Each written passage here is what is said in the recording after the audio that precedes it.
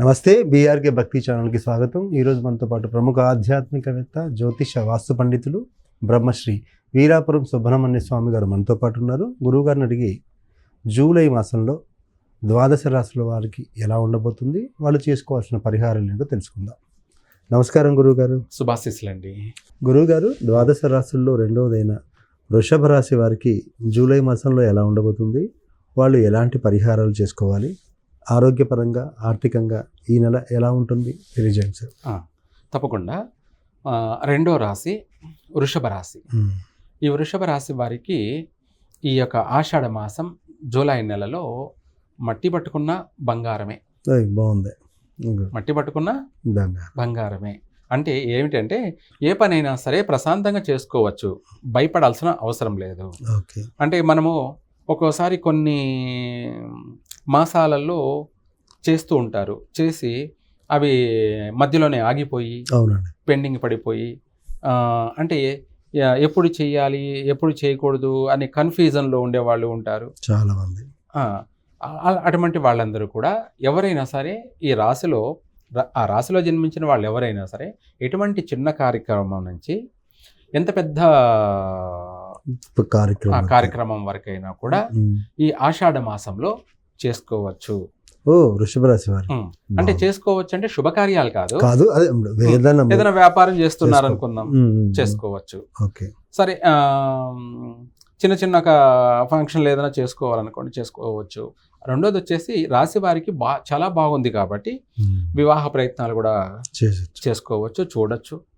అన్ని కూడా 3 పూలు 6 కాయల్లా ఈ రాశి వారికి ఈ నెల మాత్రం ఏది చేసినా కూడా కలిసే వస్తుంది. రెండోది కుటుంబ సభ్యులు కానీ అంటే కుటుంబ సభ్యుల మధ్య మనస్పర్ధలు, అంటే భార్యాభర్తల మధ్య ఇద్దరి మధ్య మనస్పర్ధలు ఉన్న మాటలు లేకుండా ఆగిపోయినటువంటి వాళ్ళు మళ్ళీ కలుసుకోవడం కూడా జరుగుతుంది. రెండోది ఇంట్లో కుటుంబ సభ్యులంటే తల్లిదండ్రులు కానీ అన్నదమ్ములు కానీ అక్క చెల్లెళ్ళ వాళ్ళ మధ్య ఉన్నటువంటి రిలేషన్షిప్ అనేది ఏదన్నా గతంలో గొడవలతోటి ఎడబాట్లు జరిగినటువంటివి, అంటే శత్రువులుగా మారినటువంటి వాళ్ళు కూడా ఈసారి ఈ మంత్రంలో మిత్రులుగా మారబోతున్నారు, అనుకూలిస్తాయి. రెండోది అవసరాన్ని బట్టి అందరూ కూడా సహకారాలు కూడా అందించే అవకాశం ఉంది. ఆరోగ్యపరంగా చూసుకుంటే ఈ రాశి వారికి ఈ నెలలో ఎటువంటి సమస్య అయినా కూడా పరిష్కారం అవుతుంది. అంటే దీర్ఘకాలికంగా కొంతమంది కొన్ని అనారోగ్య సమస్యలతో బాధపడుతూ ఉంటారు కదా, అటువంటి వాళ్ళు ఈ నెలలో ప్రయత్నం చేసుకుంటే దాని నుంచి బయటపడతారు. చక్కగా ఆరోగ్యంగా సంపూర్ణ ఆరోగ్యంతో ఉంటారు. తర్వాత వచ్చేసి పిల్లల విషయాల్లో బాగానే ఉంది, పుత్ర సంతాన ప్రాప్తి కలిగే అవకాశం ఉంది ఈ మాసంలో. అలాగే ఇదే కాకుండా విద్యార్థులకు కూడా బాగానే ఉంది. ఉద్యోగస్తులకు కూడా చేసే జాబ్లో గుర్తింపు పొందడం, ప్రమోషన్ రావడం కానీ ఇలాంటివన్నీ కూడా బాగా కలిసి వస్తాయి.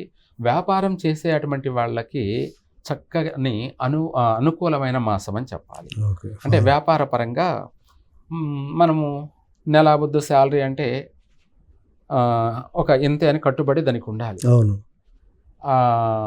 అదేమి పెరిగేది లేదు, పెరిగినా 2-3 వేల కంటే పెరిగేది అలా ఉంటుంది. కానీ వ్యాపారం ఏంటారు అంటే అధికమైనటువంటి లాభాలని ఈ మాసంలో పొందుతారు. అంటే వాళ్ళు చేసే వ్యాపారంలో వీళ్ళకు అన్ని పోను కూడా 25,000 30,000 మిగులుతున్నాయి అనుకుందాం. ఈ నెలలో ఎలా అవుతుందంటే 2-3 లక్షలు మిగిలేంత అవకాశం కూడా ఉంది. అందువల్ల వ్యాపారస్తులు ఈ మాసంలో చక్కగా రాణించగలుగుతారు. ఇంటిల్లపాది కోలాహలంగా సంతోషంగా కుటుంబం అంతా కూడా ఆనంద నిలయంగా మారిపోతుంది.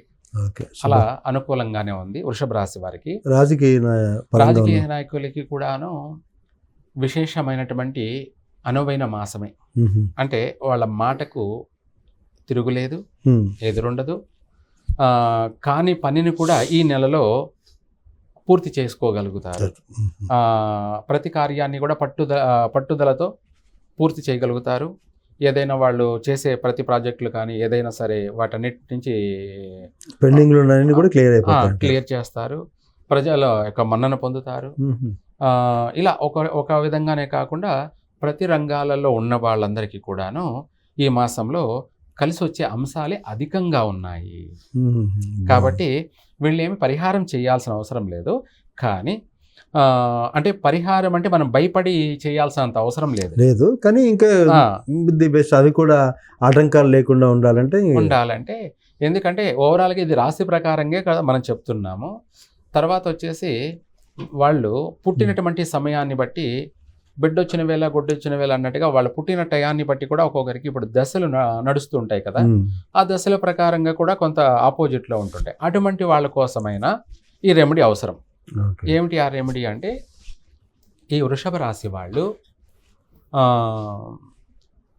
బొబ్బర్లు అంటే అలసందల్ని తెలుపు జాకెట్లో అయినా సరే లేదా టవల్లో అయినా సరే మూటగట్టి 1.5 కిలో ఇవి శుక్రవారం రోజు 10:30-12 అంటే రాహుకాల సమయంలో దానం చేసినట్టు అవుతే ఎటువంటి పని అయినా సక్సెస్ అవుతుంది. ఇది అన్నిటికీ A to Z వర్తిస్తుంది. అదే భార్యాభర్తల మధ్య ఏదన్నా సమస్యలు ఉన్నటువంటి వాళ్ళు ఆల్రెడీ అవి చేయకపోయినా పర్వాలేదు, ఈ నెలలో అనుకూలంగానే ఉంది, కానీ ఇంకా చేస్తే తొందరగా బాగుంటుంది. ఆ బొబ్బర్లని ఉడకబెట్టి కానీ కాస్త బెల్లం కలిపి ఆ బెల్లము ఈ బొబ్బర్లని శుక్రవారం రోజు రాహుకాల సమయంలో అంటే 10:30-12 ఆ సమయంలో ఆవుకు, ఆడవాళ్ళైతే ఆవుకు తినిపించినట్టయితే పతి పత్ని పీడోపశాంతి అంటే భార్యాభర్తల మధ్య ఎనలేని ప్రేమానుబంధాలు బలపడతాయి. భర్త అంటే భార్యకు ప్రేమ, భార్య అంటే భర్తకు కూడా ప్రేమ, అభిమానం, అనుబంధం అనేది, బంధం అనేది చిరకాలము శాశ్వతంగా కొనసాగుతుంది. దానికోసమై ఇది ఆడవాళ్ళు చేయాల్సిన పని. ఓకే, అంటే మామూలుగా ఈ రాశి వాళ్ళకి ప్రతి రాశికి మనం చెప్తూ ఉన్నాం ధాతు మాసం ఏంటి. అవును, ఈ ధనుష ఈ వృషభ రాశి వాళ్ళు అయితేనేమో మార్గశిర మాసం ముఖ్యమైన పనులు చేయకూడదు. అది డిసెంబర్ నెల. మనం గతంలో చేసినటి కూడా చూసుకుంటే అర్థమవుతుంది, రీసెర్చ్ అన్నమాట. మనం ప్రతి సంవత్సరం మార్గశిర మాసంలో ఏం చేసాం, ఏ నష్టం జరిగింది, మనకు మంచి ఏం జరిగింది, చెడు ఏం జరిగిందని కూడా మనము రీసెర్చ్ చేసుకోవచ్చు. అలాగే కలిసి రాదు, ఆ మాసంలో ఇంపార్టెంట్ పనులు చేయకూడదు. దీంతోపాటు వీళ్లకు శనివారం రోజున ఘాతువారం, అది శనివారం పనికిరాదు. ఎటువంటి ఇంపార్టెంట్ పనులు శనివారం చేయకూడదు. ఎవరు? వృషభ రాశి వాళ్ళు. ఒక శనివారం వాహనాలు, ఐరన్ ఇటువంటివే కాకుండా ఇంపార్టెంట్ అయిన పనులు ఏవైనా చేయకూడదు.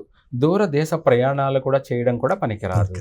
లేదా మొదటిసారిగా పెళ్లి చూపులకు వెళ్ళడం కూడా ఘాతువారం అనేది కాబట్టి వీళ్ళకు నెగిటివ్ వారం కాబట్టి ఇంపార్టెంట్ పనులు చేయకుండా మానుకోవడం మంచిది.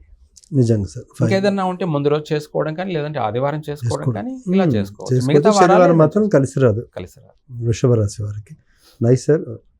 వృషభ రాశి వాళ్ళు చేసుకోవాల్సిన పరిహారాలు, వాళ్ళ జాతక స్థితిగతులు, వాళ్ళకి అలాగే ఆవుకు బొబ్బలతో పరిహారం చాలా చక్కగా తెలియజేశారు సార్. ధన్యవాదాలండి. సర్వే జన సుఖినో భవంతు.